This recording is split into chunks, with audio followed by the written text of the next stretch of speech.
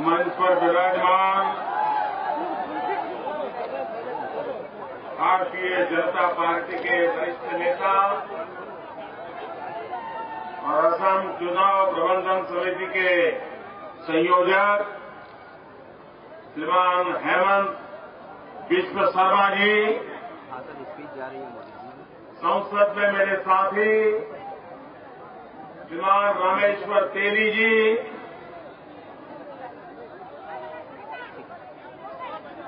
श्रीमान दिलीप मोहन जी,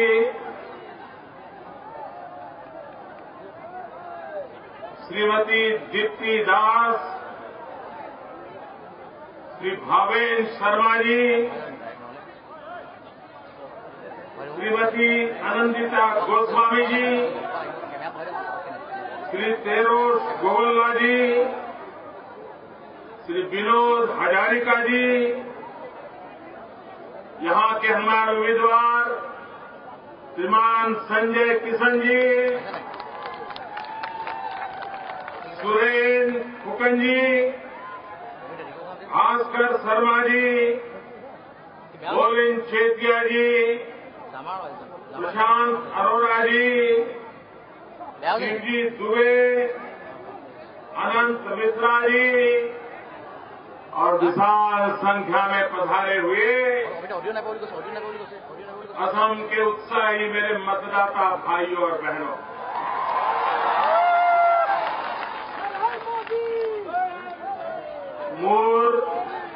मोरो मोर असमवासी राइज जोई जोईते मोई होकोलुके रंगली बिहू शुभेच्छा जोनाइसु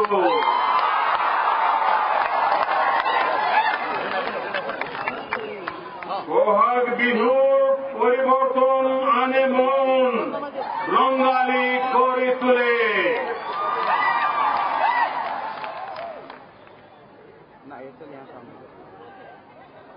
अब ये नाम तो 3 सुखिया है,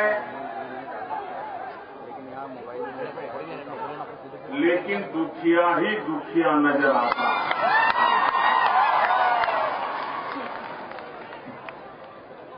हमारा संकल्प है ये 3 सुखिया को सच्चे अर्थ में सुखिया बनाना। यहां के जन जन को अब दुखिया में से सुखिया बनाना, और इसलिए ये चुनाव बड़ा महत्वपूर्ण है। लेकिन इस चुनाव से मेरा बहुत घाटा होने वाला है। दिल्ली का बहुत नुकसान होने वाला है। व्यक्तिगत रूप से मेरा भी नुकसान होने वाला है इस चुनाव में, क्योंकि मेरी सरकार में जो उत्तम मंत्री हैं, उन उत्तम मंत्रियों में एक मंत्री है सर्बानंद, जो आपका सांसद है। अब मेरी सरकार से निकाल करके असम की सेवा के लिए मुझे उसे भेजना पड़ रहा है, इसलिए मेरा नुकसान है, लेकिन असम का फायदा है।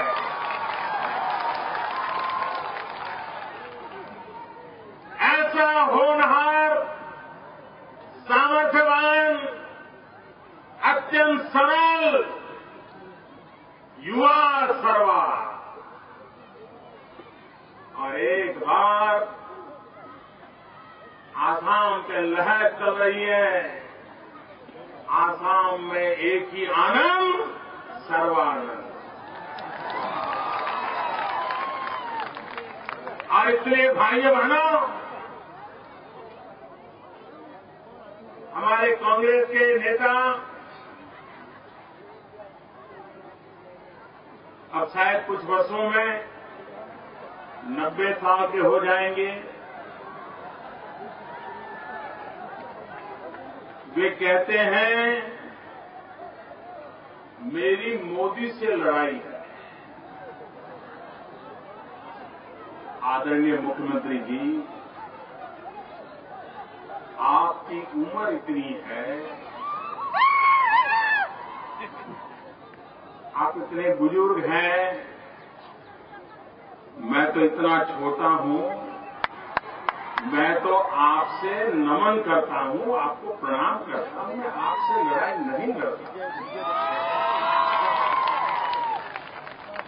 और हमारे तो संस्कार है, छोटे बुजुर्गों से नहीं लड़ते हैं और बुजुर्ग छोटों को आशीर्वाद देते हैं।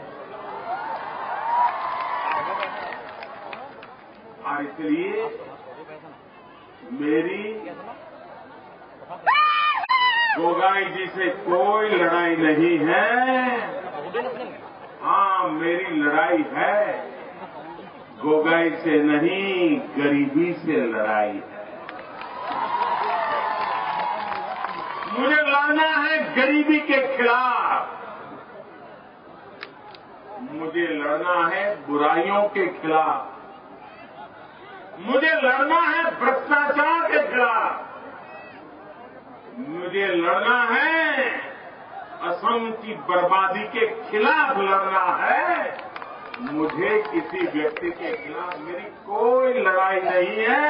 मैं तो बुजुर्गों को 7 बार प्रणाम करता हूं और असम की भलाई के लिए सारे असम के लोगों से मैं आशीर्वाद चाहता हूं। उनके आशीर्वाद से असम को नई ऊंचाइयों पर ले जाने का संकल्प लेकर के चला।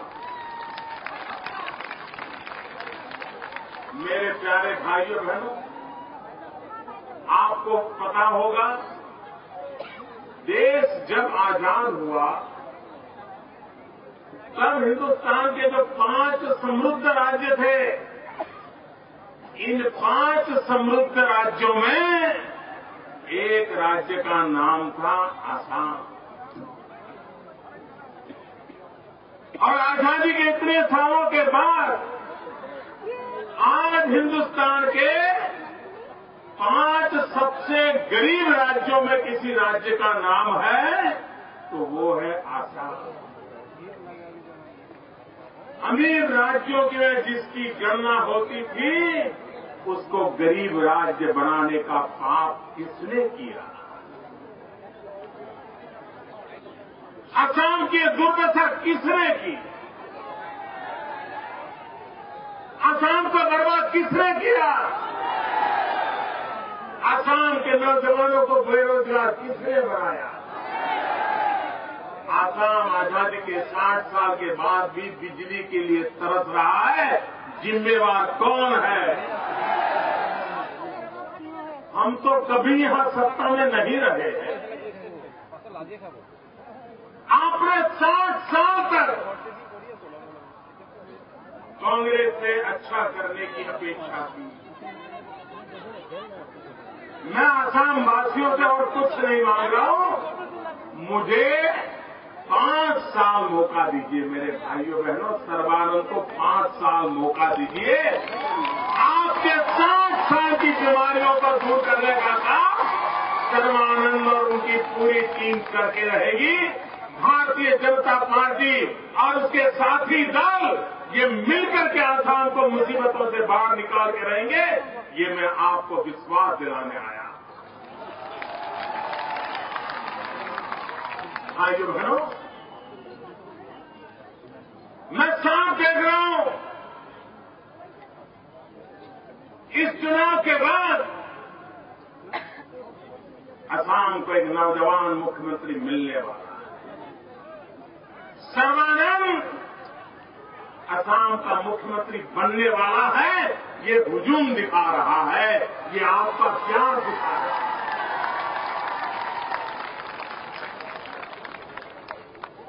और एक बार सर्बानंद के नेतृत्व में, भारतीय जनता पार्टी के नेतृत्व में हमारे सभी साथियों दलों को मिलकर के जब असम में सरकार बनेगी, देखते ही देखते, मेरे शब्द लिख लीजिए दोस्तों, पूरा हिंदुस्तान हिंदुस्तान का बालक भी जब पढ़ाई शुरू करेगा ना, वो दिन दूर नहीं होगा जब बच्चों को पढ़ाया जाएगा ए फॉर असम,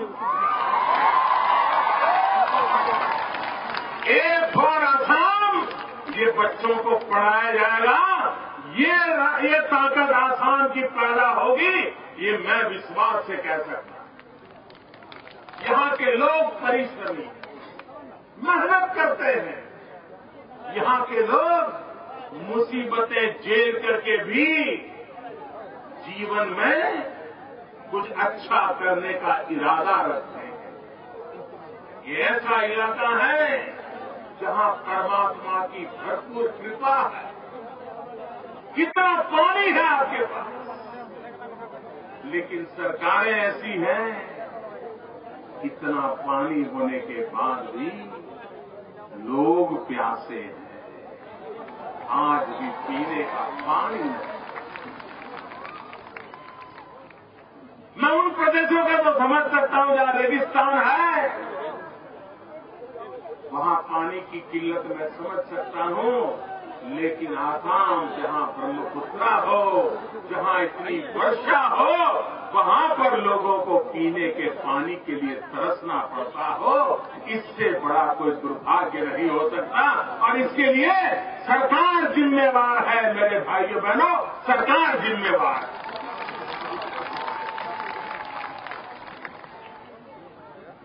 आजादी के इतने साल हो गए, आप मुझे बताइए, यहां के गांवों को बिजली पाने का हक है कि नहीं है? पूरी ताकत से बताओ, बिजली पाने का हक है कि नहीं है? बिजली मिलनी चाहिए कि नहीं मिलनी चाहिए? बिजली होगी तो गांव में बदलाव आएगा कि नहीं आएगा? बच्चों की अच्छी पढ़ाई होगी कि नहीं होगी? जीवन में सुख शांति आएगी कि नहीं आएगी? गांव का इंसान भी टीवी देख पाएगा कि नहीं देख पाएगा? चक्की पे आटा पीसना है तो बिजली होगी तो चक्की पे आटा पीसेगा कि नहीं पीसेगा? गरीब का पेट भरेगा कि नहीं भरेगा?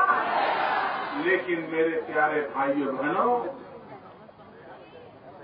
आजादी के 60 साल के बाद भी करीब 2000 गांव आसाम के ऐसे हैं जहां बिजली का खंभा भी नहीं पहुंचा है। आपने जब मुझे प्रधान सेवक के रूप में जिम्मेवारी दी तो मैंने अफसरों को बुलाया।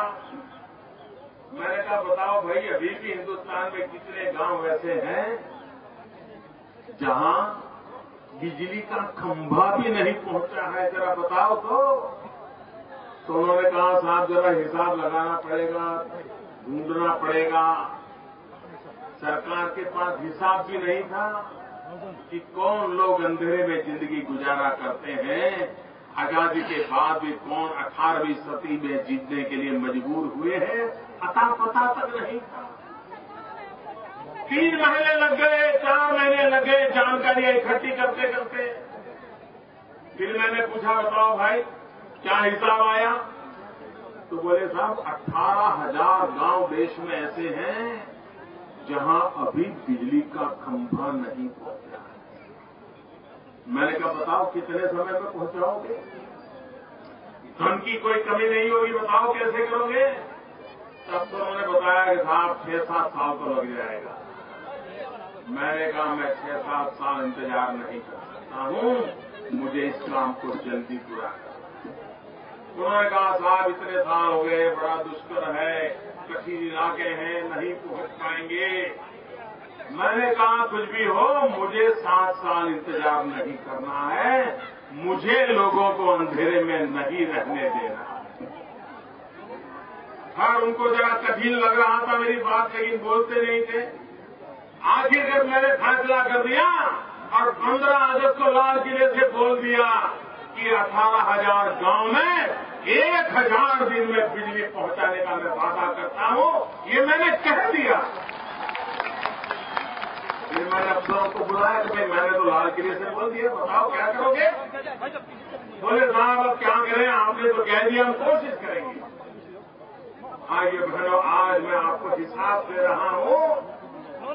असम के अंदर करीब करीब 2000 गांव थे जहां खंभा भी नहीं पहुंचा था। अभी तो 1000 दिन होने की बहुत देरी है। अब तक करीब करीब 1000 गांवों में बिजली का खंभा तार पहुंचा दिया है, बिजली पहुंचा दी। भाइयों बहनों, एक बार हम संकल्प करके चले कि हमें देश को विकास की नई ऊंचाइयों पर ले जाना है, तो कठिनाइयां आने के बाद भी रास्ते निकल सकते हैं, परिस्थितियां पलट सकती हैं, विश्वास पैदा हो सकता है और 3 सुखिया सच्चे अर्थ में सुखिया बन सकता है। असम, एक और असम, ये शब्द हिंदुस्तान के हर घर में गूंजने की ताकत रखता है। ये ताकत मेरे आसाम में है भाई। और मैं आपके साथ मिलकर के कंधे से कंधा मिला करके आसाम की भलाई के लिए कुछ करना चाहता। चाय बागान के हमारे साथी जब टीवी पर अखबार में एडवर्टाइजमेंट छपती है तो चाय बागान के काम करने वालों के चेहरे पर मुस्कान दिखाई जाती है, लेकिन उनके हाल कैसे हैं वो आप भी जानते हैं, मैं भी।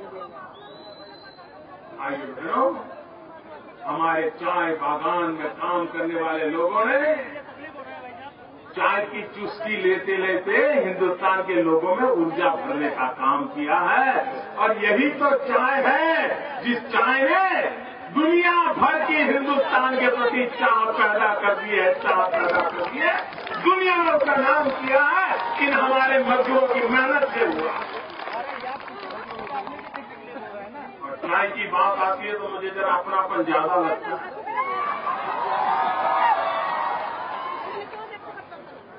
क्योंकि आप ही की तो चाय थी जिसको उबाल उबाल करके मैं लोगों में ऊर्जा भरता था और जिंदगी का बचपन गुजारा करता था। और इसलिए मेरा आपके साथ एक विशेष नाता है। मुझे कर्ज चुकाने का मौका मिला है। आसाम में ऐसी सरकार बनाइए ताकि मैं अपना कर्ज चुका सकूं और आसाम को नई ऊंचाइयों पर ले जा सकूं।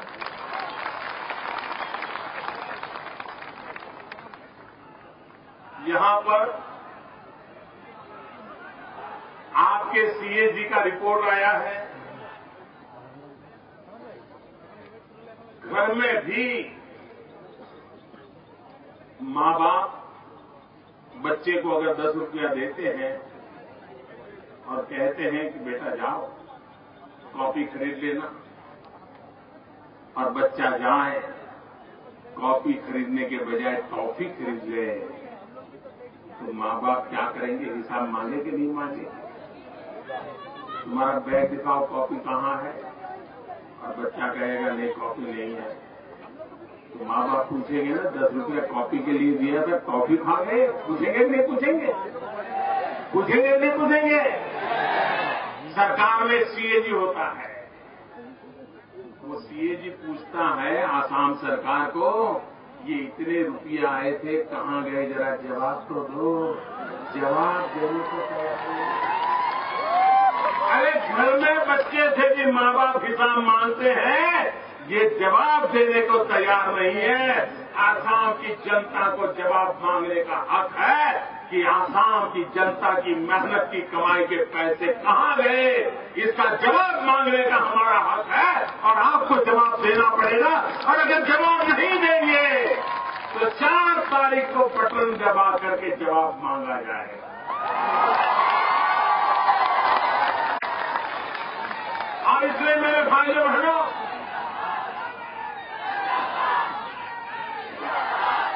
अब असम को बेसहारा नहीं छोड़ा जा सकता, अब असम को लूटने का अधिकार नहीं दिया जा सकता। पाई का हिसाब जनता जनार्दन को मिलना चाहिए। हम आसाम का सर्वांगीण विकास चाहते हैं। भाइयों बहनों, मेरे तीन एजेंडा है।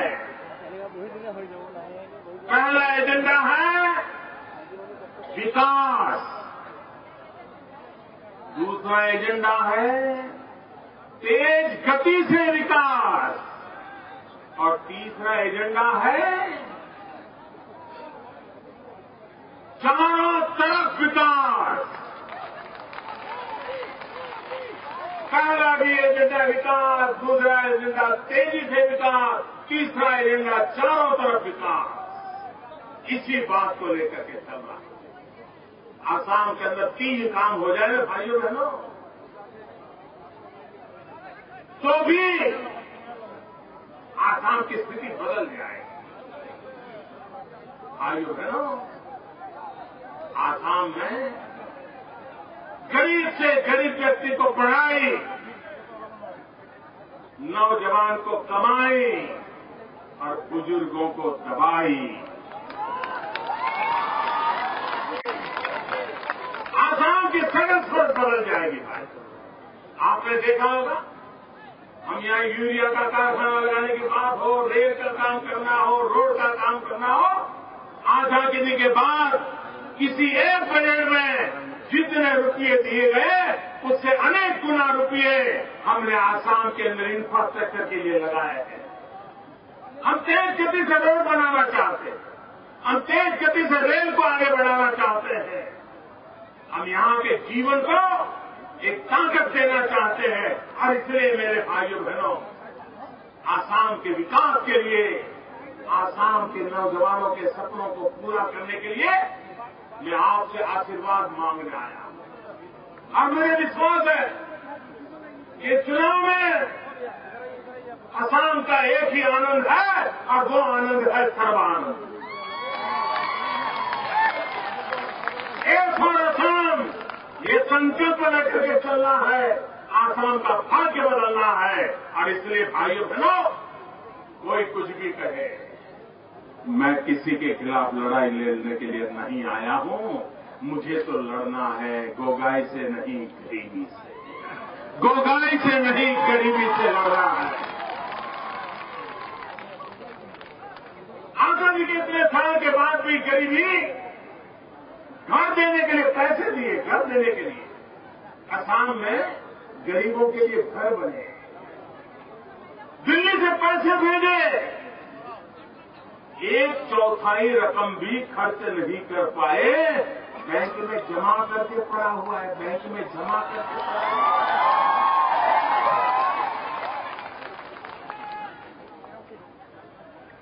भाइयों बहनों, यहाँ के गरीब को घर चाहिए, हम दिल्ली से पैसे भेजें, वो क्या बैंकों में सड़ने के लिए पैसे भेजते हैं क्या?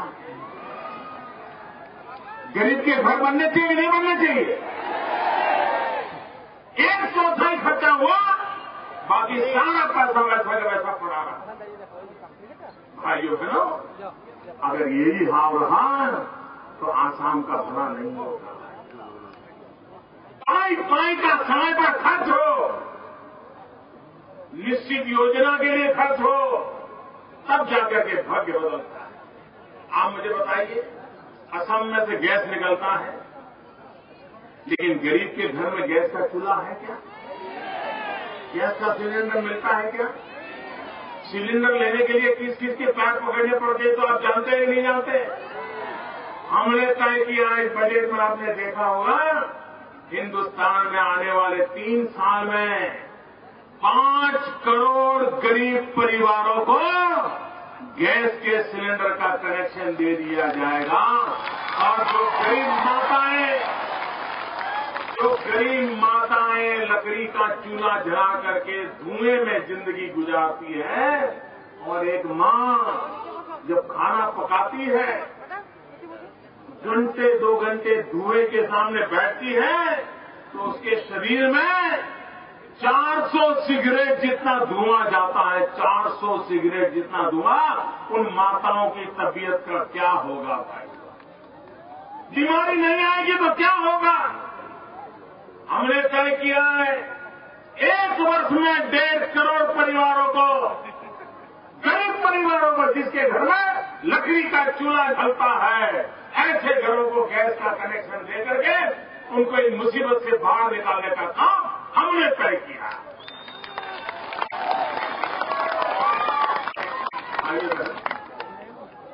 अमीरों की सरकार कैसी होती है और गरीबों की सरकार कैसी होती है? हमारे देश में अमीरों की सरकारों ने ऐसे नियम बनाए कि कोई बड़ा मॉल बनाता है तो 7 दिन उसको खुला रखने का हक मिलता है, लेकिन कोई गरीब की दुकान है छोटी सी, किराना बेचता है, पान का ठेका लेकर के बैठा है, चाय चवेरा बेचता है, तो सरकारी मुलाजिम आकर के डंडा फटकारता है, कहता है चलो 1 दिन छुट्टी रखनी है, 7 दिन नहीं चला सकते हो, 1 दिन छुट्टी रखनी है। शाम को 7 बज गए 8 बज गए तो आएगा, बंद करो, शाम हो गई बंद करो। क्यों भाई?